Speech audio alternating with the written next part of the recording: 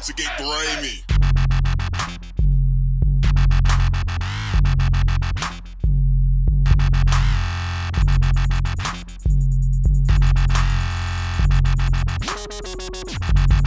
Back to Vida. We have Alex Ramirez and Albert Cita, and I'm your host, Guillermo Cita. Co-host, by the way. Oh, sorry. If you watch the video, you just got the Super Saiyan hair on you. All right. That early in the video, I'm gonna make that into like a ringtone. Spectrum Vida. and then I can do it in my DJ sets. I think this weekend is a very big week for us because it's WrestleMania weekend, right, guys? I mean, we're lifelong wrestling fans, so Yeah. this show is taken For life, recorded fans. prior to For WrestleMania. life. So if we're a little excited because it kind of turned to be horrible, that's why we're excited because it happened before WrestleMania. A good segue, because the first thing I wanted to talk about was the Hall of Fame ceremony that just took place. Oh, I didn't see it. It was on Saturday. Yeah. Oh, I didn't see it. Oh, wow. I forgot all about it. Of course, I saw it just because my greatest of all time, Macho Man, Randy Savage, God rest his soul. This is actually, before I get to it, this is how I know that God's a wrestling fan. He takes the good ones young. He knows that Macho Man, he wants to see that Macho Man matchup one more time. So I'm pretty sure that's why. But yeah, Macho Man got in the Hall of Fame. His brother, technically Hulk Hogan was the one that inducted him. And his brother was the one that accepted the Hall of Fame honors. Yeah, and he had Rikishi, can't remember the names, but me and Guillermo were big fans. The tag team, the Bush Brothers. Bushwhackers. I could have sworn, and I don't want to throw it out there, but Guillermo, I think, licked my head a couple of times. I think a couple times today? Or No. When we were young, we used to watch the Bushwhackers. I think I remember that. Yeah, I think he would actually lick my head. But yeah, the Hall of Nash went into, but the one thing I want to talk about, people are in an uproar because Rikishi actually didn't say thank you to Too Sexy and Too Cool. So really? There's a lot of beef online saying that why didn't he say thank you. But do you think he should have though? If you really look at Rikishi's career, I think there's some people is it Rikishi or the head shrinker? Remember, he was a head shrinker for a while. No, Rikishi went into the Hall of Fame. Oh, okay, then yeah, he should have. He should have. You think so? Okay, it's already been too much wrestling. Too much wrestling. Jackson. Too much wrestling, not enough EDM for Guillermo, right? Before we move on though, it's a very emotional night for me. I always I hate watching it with my significant other because man, she calls you a pansy. No, yeah, and the waterworks come out. I mean, when I saw that Macho Man reel, I was like, don't do it, bro, don't do it. Albert, thanks for moving my mic forward. So thanks for moving it back.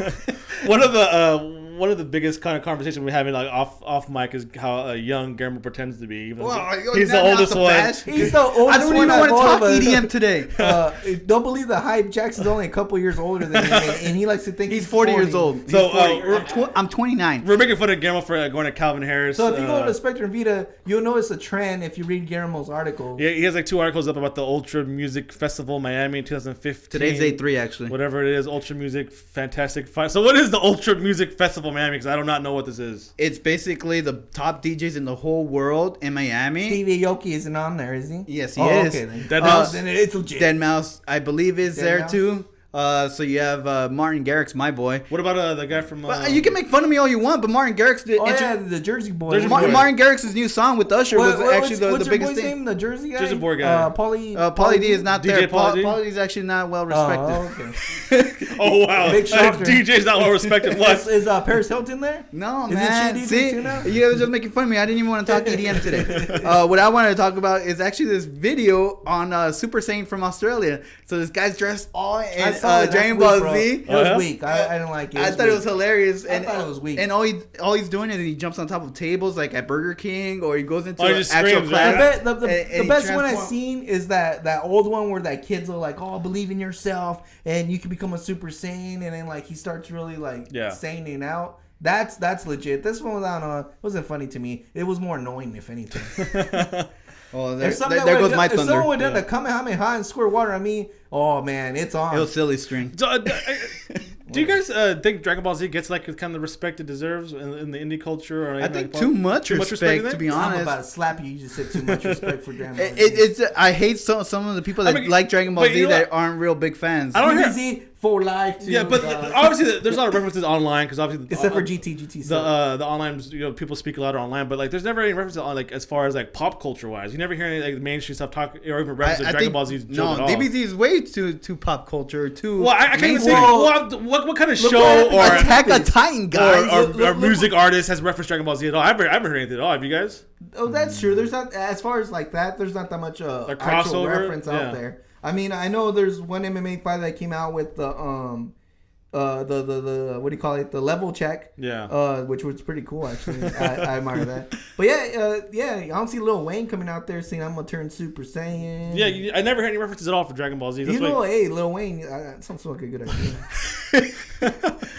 So what else do you want to talk about? Nickelodeon. I wanted to talk about because I think you got it wrong. Nickelodeon Guts is not the best show. I think it was Double Dare. Okay, so this is an article stemming from Spectrum Vida. I have a comment for you, Alex. Okay. Because that's actually a pretty popular. It was a popular article out there. Yeah. And it was a popular article, and I actually was told that a good article and a good conversation is the best Nickelodeon cartoons. Because if you think about it, they had iconic cartoons too in the 90s. In the 90s, Rugrats and Rocko's Modern Life. Doug. So that's a good article. I was a big Ren and Stimpy fan. Ren and Stimpy. That one, like, me and Guillermo will get in trouble for watching. Yeah, we used to get in trouble. That was probably ranked number one for me. But as far as the article, so I had number one ranked was Guts. And somebody took my One on Crazy Kids video. Anyways, so I had Guts, and then I had Legends of the Hidden Temple 1 and 2 with both of Mark Summers' articles round out the top 5. 4 was What Would You Do, and 3 Double Dare. Go for Double Dare because they had the family Double Dare. And and they kind of got brought to life Double Dare 2000. So little steam was kind of taken out of it. That's why I had number 3. But obviously, come on, Guts, man. What kid don't want to be on Guts? No, every kid wanted to be on Guts. I just think Double Dare was more of an iconic show for Nickelodeon. I'm gonna lie to you. I'm pretty sure me and Guillermo trained for Guts exactly. For a whole weekend. I think we went out there in the backyard and we did nothing but training that specifically was orientated for Guts. Yep. The one I didn't know how, but you know what's funny? As a kid, you're like, I don't know how you get on the show, and I mean, obviously, I didn't know you have to go and email them or send an address. What I wanted to ask you, Alex, is what was the name of the show that where you played an arcade and you had to get a certain score, and then eventually the final when you win the challenges, you're actually in the video game, kind of like it was Nick Arcade. It was number 5. Oh, number 5, Nick Arcade. Did you read the article, bro? No, I just went to number 1. That one was like the mind blowing one too, because like as a kid, like they're in a video game. Yeah. But then it's just a green screen. But still. But as a kid, your mind is blown. I think this Nick Arcade would actually be a big hit, especially with the new games, Call of Duty, Halo. No, these new kids don't have imagination. They just have like the whole Call of Duty tournaments now. I think they had a big one. But imagine a show where they actually had a huge streak. In LA. They had one that just passed away. It was sponsored by Red Bull. But it's because I'm having technical issues over here. But they did something freaking awesome in that tournament. So they had the guys play like in a cage, right, in Street Fighter. And then when they were to lose, they had the trophy locked up with a bunch of locks. And so every time one of the guys lost, they had to go over there and take their lock out of the thing. So at the end of the tournament, there's only like 2 locks left. The last person goes there and locks the last one. And I thought that's gangster right there. I love that. This weekend, March 27th to 29th, LA Call of Duty Championship. But people are actually flying in to watch people play live. So I mean, this is kind of a big deal. Is this where your Twitch thing comes in? Yes. Okay, go ahead. Well, Twitch is very popular for gaming. I don't know about Twitch. Yeah, I don't know about Twitch either. See, these guys don't know about Twitch. But you know what I know about? Video Network for $9.99. I hope you guys comment on these guys making fun of them that they don't know what Twitch is.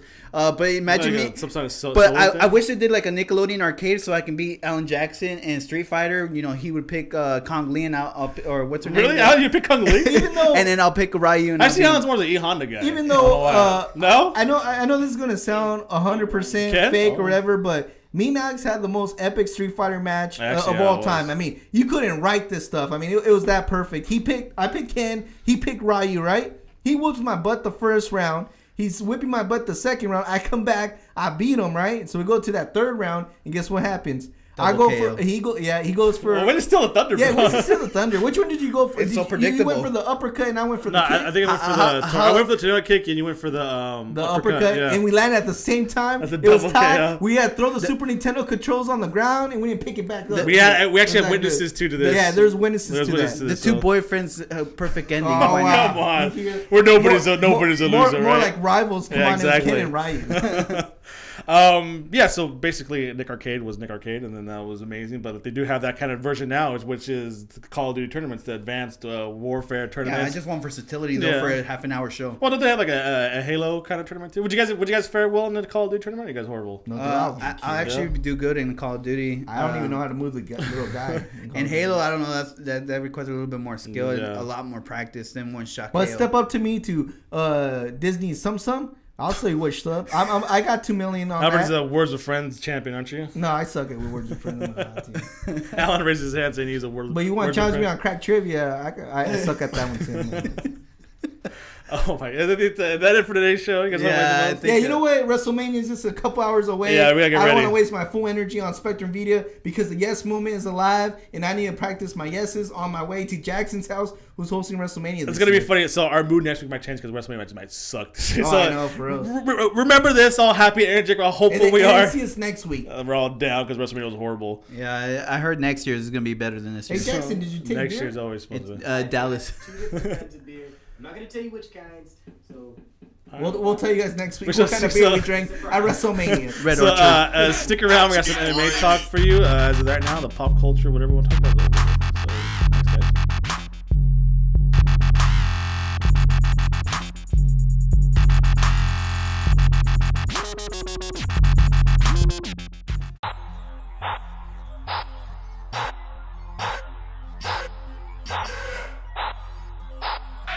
To get grimy. Hello there all. Welcome. My name is Alex Ramirez, alongside me my co-host Albert Cita, Guillermo Cita. This is 5 Round MMA. This is a kind of a big show because this is WrestleMania weekend. We are recording prior to WrestleMania just because we get after the show we're heading right over to WrestleMania party. Because last time I think I didn't work out. It didn't work out that much because it was right before the Undertaker thing, and man, that thing took the air out of you. I hope you guys saw my post. Albert was wondering why Ryback is facing Brock Lesnar at the WrestleMania main event. I want to make it very clear that I'm gonna report him to Instagram because I do not like Ryback. I do not support Ryback, and that's a false post that has nothing to do with me. You know what sucks too? People are already commenting on it. Really? Yeah. Wow. They actually believe that Albert really likes Ryback and he should have been in the main someone event. put something like, oh, it's because Triple H think he's a B- player, and but the other guy said something about like, I can't wait for Sting, screw Ryback, or I don't know. Sting and Ryback. So, is it coincidence that the UFC does not have an event this WrestleMania weekend? Or No. It's kind of They fear the mania. They fear the mania. I mean, they're up there when Levi's Stadium, Santa Clara. I mean, it wouldn't have interfered though. I mean, you would have had it on Saturday Well, you night got with the World Series hangover. of Fighting. The hangover. Well, I was watching World Series of Fighting yesterday. So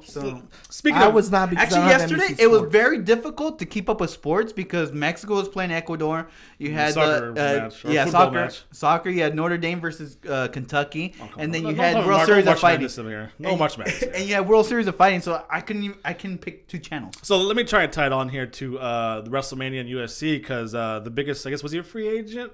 Brock Lesnar signed with the WWE, saying his He's MMA, still under contract, so not free agent. his MMA career is over. Tampering. He will no longer step foot in the octagon.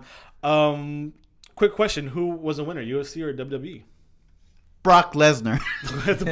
Okay, Paul Heyman, thank you. Brock Lesnar, Brock Lesnar, Brock Lesnar, Brock Lesnar. He's gonna go for option C. Yeah, okay. When it's clearly A, which is WWE. I don't think I gave you A or B. No, I give me an option. Okay, so, And let me finish my point. Yeah. Is that WWE is in need big time right now, especially since the big drop of their stock and they're slowly rising back up. I think WrestleMania probably isn't as big as I think they really want it to be, and they need to keep as much momentum as possible. And I think this is a huge thing, not only but because people are undermining the actual thing.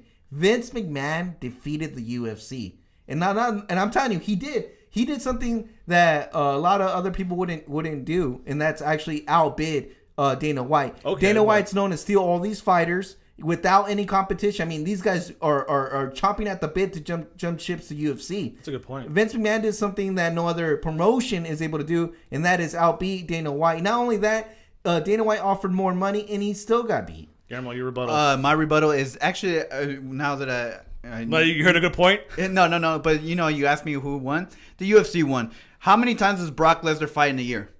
Honestly, He fought Maybe one and a half. Does that count? Well, how 1.5? much did he draw in that one fight? But you still have 365 days in that year. It's not compared to the WWE where Brock Lesnar's name comes out every Monday Night Raw. So in terms of the UFC, they're going to put all this money into one basket, hoping that this guy's going to compete more than one time a year. What if he gets hurt? What if he gets injured? Then you're talking about only this guy fighting one time, and the July card, and you get 100,000 buys or 100 million buys. But then what about the rest of the year? So is it really worth the investment? But it's also in the very depleted heavyweight division, and this is a division that's lacking stars. So if Brock Lesnar were to be injected into the division, how old is Brock Lesnar? 36, 37, 38. Mid-30s? How many years does he have left? So you're putting your eggs in one basket when you have Todd Duffy right there, 29 years old. Okay, the whole point is Todd Duffy. Those are cheap pops, bro. Yeah, cheap pops, exactly. But before we move on, two things which Guillermo is overlooking here. One, these fighters get paid per fight. They don't get paid unless they fight. Yeah. So there's no real I'm sure they right had guaranteed money. This in WCW, bro. Yeah. And the second thing is, unlike WWE, that when they have a bad event, they can kind of recover and make up for it down the road. While UFC, I don't know if you guys know this, they're a per event basis. If their last event sucked, guess what? They're hurting. They're literally living event to event, and if one event is monumental, guess what? They got the steam rolling, and then they lead up to the next event. Going to the next one. Yeah, so they're an event company. While WWE, I think they can bosh Fastlane and still make up for it later on. The other thing I want to say is in WWE you have all this merchandise. In UFC, what other than the fight can you promote? Well, you have to wait until Reebok comes in. Yeah, Reebok comes with the signature which Velasquez t-shirt. WWE went and took the same route. Now they're with Tap Out. Oh, so really? they have an exclusive deal with Tap Out, comes out in 2016. It's going to kind of mirror the Reebok come out too. So we'll see how that comes out. Yeah, interesting to see what the WWE does with Brock Lesnar. Now he's known. I'm not going anywhere because there's always that threat between him. Oh, I'm going to leave you guys and go to the UFC. But now that threat's gone, let's see how his character kind of evolves now. But also see what the UFC does to inject new life into the heavyweight division. I mean, Cain Velasquez can't come to the rescue every week. I mean, every month because look at he hasn't fought 2 years. You can't rely on their biggest star. So and see what if Brock Lesnar gets hurt like that too? Then you well, I guess it's a sport. You then, just right? need more people in there that can draw. That's what I'm saying, especially in that heavyweight division. Yeah. I mean, Todd Duffy can't do it all. You said it. So speaking of a different division and moving on, Chris Cyborg, I guess it kind of came out that she was officially signed by Zuffa, even though she's been signed. So I don't know why that kind of article kind of gained some steam this week. But what kind of caught my attention was that they're making her fight at 135 before she can even get in the UFC, right? Or something like it's kind of a weird thing. Like if she wants to fight Ronda Rousey, she has to prove once that she can make it down to 135, and then prove another time that she can fight back to back at 135. All this for potential matchup that might not even happen. Like by 2016, There's still a fight that Ronda Rousey has to do before exactly. all this. So too. is this kind of? Have you ever heard like, okay, we'll sign you, but you get to fight this. We have to fight this weight class, and if you don't make the weight, we're gonna, basically cut you loose. So is this kind of unfair treatment for Chris Cyborg? No, if you think about it, I was reading an interesting. No, I mean, okay. What if? Okay, go. Sorry. Well, I was reading an interesting article. It said, Dana White said that if Ali wants to fight Ronda Rousey, she's more than welcome. He'll book it right now. Layla Ali, right? Layla Ali. But then Layla Ali is like so much heavier than Ronda Rousey. You have a Chris Cyborg that's only 10 pounds heavier than Ronda Rousey, and yet they won't do that fight. But the thing is, Chris Cyborg, there's so many. There's this perception of her doing illegal drugs. Well, she did fail a drug test. And so I think that's what's hurting Chris Cyborg the most. Will she beat Ronda Rousey clean? And then will Chris Cyborg actually be a black eye to the UFC if she does beat Ronda Rousey? I think that's the biggest fear if she does beat Ronda Rousey. Albert, what do you think? I just think that the steam has kind of cooled down with Cyborg. Well, a lot of variables took place here. I think she got caught using, right? She lost the Muay Thai fight, which I think a lot of people were kind of disappointed because, like, aren't you supposed to be the stand-up queen? Yeah. And even though that's technically not her specific sport, I think by her losing, I think that kind of deflates a lot of stuff that she can hang in there with Ronda Rousey, especially since that is her strongest point. And then the other thing is with all these variables, me as a promoter, I wouldn't want to take that risk either. If she can come in clean, come in at the right weight class, I can see I can probably repackage her and sell the tickets there. I mean, I honestly think it's a smart move. You think so? Yeah, well, we'll see. I mean, I just thought it was kind of like all these circumstances before she even set foot in octagons. I thought was a little unfair, but again, I'm not a promoter. What do I know? So I want to move on to the other UFC events, the non-UFC events that took place this past weekend, Bellator and World Series of Fighting. I am actually on the newly redesigned, relaunched 5roundmma.com looking up the results for both cards. So I want to start with Friday. Joe Warren, who was surprisingly the Bellator's bantamweight champion, got submitted by Marcos Galvo. And I want to ask you guys something. Did you guys know that Bellator's only on once a month now? I had no idea. So they went from Every Friday to just once a month. Yes. Wow. I did not know that. I did not know that either. This is an MMA show. Yeah. But so I guess it's part of the new package of like Spike TV's Friday Night Knockouts, where they're gonna have they have boxing last week. They're gonna have MMA with Bellator. And they have the Glory, and they kind of remind me of Access TV. Because they're like pretty much the king of it. They're similar to RFA, Legacy, MFC, and also I think that Muay Thai fights this past Friday. So do you kind of like this parallel program with these cable companies like showing martial arts now on a regular basis? Yeah, well, we talked about it a couple of weeks ago about this, that they kind of want to package it as this is all one combat sports. Combat sports, yes. Yeah, and we talked about last time that I think this only helps because not that many people are Glory fans. There's not that many boxing fans. Yeah. You got to do a mixing pot. People just want to see violence and just see knockouts. You gain more popularity that way. Yeah. I think. I mean, you're a fan of the soccer channel, right? Fox Soccer Channel, whatever. Actually, no. Or not. But there's so much competition. You have Gold TV. You have Ben. You have ESPN. Yesterday I was watching the Mexico game on ESPN. Yeah. But enough about soccer. I like it. I think it promotes all different aspects of martial arts. Not you have boxing now, which is a martial art. Yeah, it is martial art if you think about it. But the thing, what I hope for is that Bellator can start stacking up a little bit of their cards if they're only doing it once a month. Well, I think they're trying to. But that's what I'm hoping for. Hopefully, so, we'll see. And also, former guest Luis Palomino on the show put a valiant effort. World Series of Fighting 19, I guess part of a potential early. We're only in March, but kind of heavy fight of the year, kind of. You think? Yeah, no, that was an awesome fight. I thought Palomino was gonna steal it a couple times, but then those leg kicks eventually got Palomino. Yep. Albert, any comment? Well, I don't have CBS Sports. NBC Sports. NBC Sports, CBS, NBC. If you had to compare it, Albert, it was Diego Sanchez versus Gilbert Melendez all over again. So I had to be a sucker and had to go watch like the highlight reels. Yeah. But the highlight reel didn't really show me much, so all I saw was the finish. Yeah. And I saw the Thiago Silva get knocked out. So. All right, so I'm also surfing 5roundmma.com, and one story kind of sticks out to me is that Anderson Silva says he plans to fight for another 5 years, and that no matter what, next fight's gonna be in 2016. Albert, you are the resident Anderson Silva expert. Explain to me this comment, what his thoughts are. Go. Well, what he's pretty much trying to say is he's a clean man. Okay. And he's gonna try, and he's just pretty much saying, look, not only am I gonna fight these fights, I'm gonna get approved to fight these fights because I'm a clean man.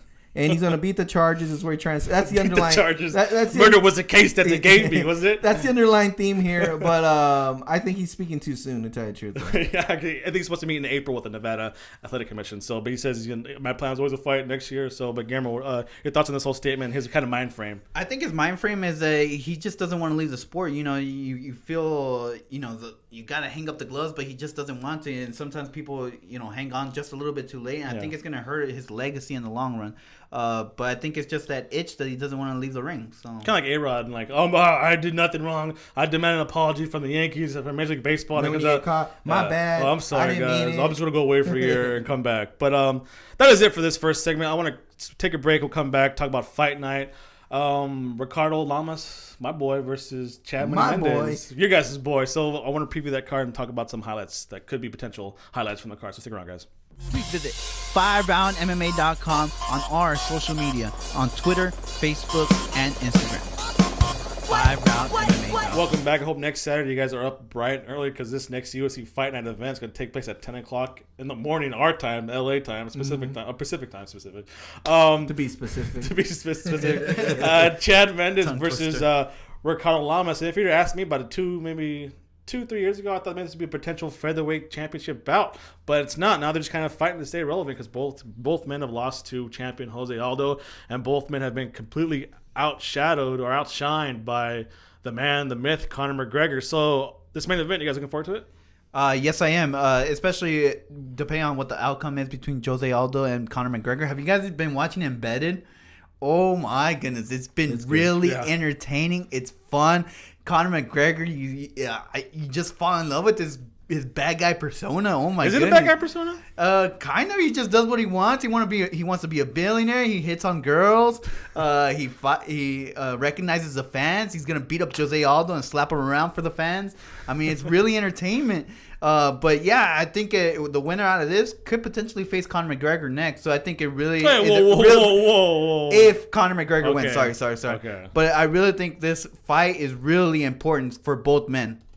Albert. I really think this is a fight for the fans, and even the time will tell you, because the true fight fans out there, when it's a good fight, it doesn't matter if it's 5 a.m. or 10 a.m. I'm pretty sure they'll wake up and watch it, because I know I am. Yeah. But those typical fans, they wait until 7 o'clock, or if it's on the bar, they go hit up to the bar. Hey, UFC's on, is watching. But I really do think this one's for the fans, and that's why it's even at this time slot, because they know the fans will watch regardless. The actual fans will watch. Because this is actually a big matchup. I think this was a long time coming. I think people wanted this matchup 2 years ago, just like you said. And I'm looking very forward to it. And like Guillermo said, I'm pretty sure whoever wins this, I don't see why they're not first contender. Yeah. Hopefully, obviously Chad Mendes is another wrestler, so is Raquel Lamas, both wrestlers. Hopefully they kind of nullifies each other and they just kind of stand and bang, right? When they become the perfect scenario. That's usually what happens, unless one's just that much better in wrestling, and then we see them take over. And then when you see that Cub Swanson's out of the picture a little bit, you see that Frankie Edgar's with paired up with Uriah Faber doing super fights that don't matter. Yeah, so I mean, this really, like Albert said, is going to set up a number one contender fight. Obviously, like you said before, if Conor McGregor, then the division's wide open because everybody hits Conor McGregor. But if Jose Aldo retains, it's going to be kind of tricky again because now you're just going through the. And there's already been trash talk between Conor McGregor and Chad Mendes in the past. So if you guys visit the new 5roundmma.com, you can see an article written by this man, Guillermo Cita, about it's not a sleeper, but kind of a fun little fact there about Clay Guida. What is it, Guillermo? So Clay Guida's not doing too hot in the featherweight division. Nope. I saw that his fight was upcoming, and so he's on this card, by the way. In the so I card. Checked him out on ShareDog, and then I clearly saw that Clay Guida has a win over Anthony Pettis, and right after that win after Anthony Pettis, he has a win over Rafael Dos Anjos. Choked him out, didn't he? Or other way around. Broke his jaw, wasn't it? It was like a jaw. That's where he broke his jaw. Wow. Yeah, it was like that twist. He had him like almost like a headlock, but it was like on his jaw. Yeah. And broke it. So I was really impressed. I was like, so what? Now that all these top guns are gone from the 155 or moved on to different weight classes, you're talking about Benson Henderson. You're talking about the fall of Gray Maynard. You're talking about Nate Diaz disappearing from the weight class all completely. Why not for Clay Guida? He's not doing too well in featherweight, and his advantage was to be quick, to be nonstop, an energizer bunny. So now he moves up to 155. He'll have that advantage, and he has wins. He can, he already has it in his resume. Wins over the guy that was a champion and the guy that currently is a champion. Well, this is what he should do, because right now this fight on Saturday is a featherweight division. All indication says he's going to stay at featherweight division. Albert, what Guillermo said, do you think was his move down to featherweight kind of a panic move? I think so, because he was actually in a pretty big losing streak. Yeah. And since moving to featherweight, he's kind of bouncing all over the place. Yeah. Win one, lose one, win one, lose one. And I do think the featherweight drop was a panic mode. And I think now that he's getting closer as far as age being up there, he really, I think, should do one more try at 155. Like Guillermo said. Well, he's 32 years old, so he's still not too old. But I mean, he's got a lot of miles on him. Yeah, there's a lot of miles on him. But I really do think that he should do this last try at 155, especially because he has that argument saying, look, I beat Anthony Pettis and Dos Anjos, which not a lot of people can say. Yeah, and a lot of people can't say that. Yeah. And so I really do think he needs to go on a run. The hard part is matching him up to get that run. It's harder at 155, I think. So on the same card, making, I guess, his return to lightweight divisions as former featherweight Dustin Poirier. Maybe that's another guy, if he's successful. He's kind of moved. I think his move up to featherweight up to lightweight is kind of a panic move too. Don't you guys think? Yeah, I think so. I think he was making a good run. I mean, he fought the guy that was, or right now fighting for the champion, Conor McGregor. But Conor McGregor is on his own hot streak. So, yeah. I mean, I don't see what the panic for is. Before that, he had a 3-fight win streak over really high contenders in the featherweight division. I'm worried about Dustin Yeah, Poirier. You're a fan of his, right? Yeah, I'm a huge fan, and he only had 4 losses, and so I think he kind of panked a little bit too early. I think he still needs to find his place in the featherweight division. I think he still had a couple more fights in him that I think he could have showed people he's still a top contender. But it is a panic move, but I wouldn't say it's horrible just because the fact that with Dos Anjos winning the belt, there's an uncertainty of who can probably grab it. And Benson Henderson's out there trying to figure out his weight. Right, yeah. So this division is kind of open for grabs, especially since like the top contenders are now older guys. You know, like Nate Diaz is pretty much done, and so maybe it's a good time for him to jump. So I don't 100% disagree with the jump. I do think he went in panic mode to do it, but yay, it could be a good thing. I also disagree with the move because if you look at it, Conor McGregor's already been on the record of saying that he's going to move up eventually. Yeah. Jose Aldo said the exact same thing. So you have these other guys that he hasn't even faced, or he faced Conor McGregor. He hasn't faced Jose Aldo, but that obviously are a higher class to him right now. Moving to the same, and you know, so it kind of seems that Chad Mendes and Ricardo Lamas are kind of staying their course because they know that this. They probably figure that this Conor McGregor earthquake's going to settle down a little bit, right? And then after that dust is settled, then the division will be kind of more clear. Because especially if Conor McGregor if he does win, well, I think with 2 or 3 defenses, things kind of move up because it's that kind of mentality, right? So then Conor's route was to avoid these guys altogether. So those matchups still exist. So also on the card, former top contender Liz Carmouche, and you guys remember when Gray Maynard meant something?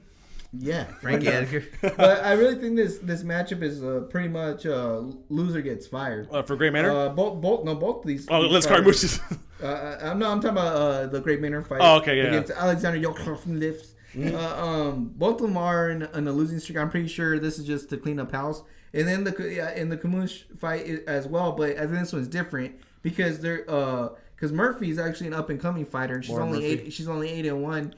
So I think they're just trying to capitalize more on her because if she were to lose, I don't think you cut her right away because Liz Carmouche once fought for the title. She's still ranked too. She's still young. The other fighter is still young to the UFC. So that's why I don't think this one's a quick match. But I'm pretty sure the main one, whoever loses, is cut. This one is more of if Liz Carmouche loses, you're done. If you win, I think she stays on until a couple more. Yeah, fights. And this is a prelim main event, so maybe you're right. Maybe you're jumping in the head of Joe Silva, saying, hey, maybe Lauren Murphy can maybe gain some fans here with the win over Liz Carmouche, especially with the prelim main event. Again, this card takes place Saturday, April 4th at 10 o'clock in the morning Pacific time, 1 o'clock Eastern for the East Coasters. From Fairfax, Virginia. It should be awesome. Ricardo Lamas, Chad Mendes, Al Iaquinta versus Jorge Manasol. Al Iaquinta keeps winning. I don't know how he keeps winning, but he keeps winning. Maybe it's something in the Jersey water. I don't know. I think that's it for today's show, you guys. Just a little insider. Tud Duffy, he just keeps calling out Frank Mir. If you guys do follow him on Twitter, oh my goodness, he's getting heated because he has gotten no response from the UFC or Frank Mir. So yeah, well, I mean, keep an eye on that's that. what you gotta do. Yeah, I think Frank Mir has his heart set on Brock Lesnar now. Brock Lesnar's no longer active in MMA. Maybe Todd Duffy is the guy to do it. That'd be kind of cool to see Todd Duffy. I'm like, where's the young heavyweights? And the young heavyweights, not former NFLers, not guys like Frank Mir or Nog or Bigfoot. Give me some young heavyweights, even if they're like just rough around the edges. Let them beat up each other. I think it's a generational thing. Where all the big guys going? People are getting smaller. That's why. Says the smallest guy in the room right now. You see the featherweight being such a big class right now. You know the bantamweight. You see the Mighty Mouse and all that. We're getting smaller. As a whole human world, we're getting smaller. I'm pretty sure the statistics don't support that, but I do like it is the fact that the smaller the weight class, the bigger the personalities, right? And the bigger the weight class, the smaller personalities. Look at John Jones already. Yeah. Cain Velasquez is kind of pretty boring. I love the guy. I saw wood shavings more exciting than John Jones. Yeah, that is it for today's show. I want to thank everybody for listening. Be sure to keep up with us during the rest of the week. Follow us on Twitter and Instagram at 5Round MMA. That's FIVE. Like us on Facebook. Subscribe to us on iTunes, YouTube, and Podomac. And please check out, support, read everything you can. Bookmark it. The new 5roundmma.com, and a big thank you to all of our sponsors. Start with the Rocking Green eco-friendly cleaning products, 5 Rounds Clothing, which Gamma and I are sporting right now, and of course the RMA Foundation, Redemption Martial Arts. Thank you. A huge thank you to all of our sponsors. And Albert, what do you got for us? I just want to thank our executive producer Guillermo Cita, our technician over there, Big Game, and the yes movement is alive. I don't care what anyone says. He's back. We start the momentum in this WrestleMania. Man, I'm not quitting on it. Man. Look, you gotta start somewhere. So there you go. Daniel Bryan, by the way, he's talking about. Yeah. Oh yeah, the cream of the crop.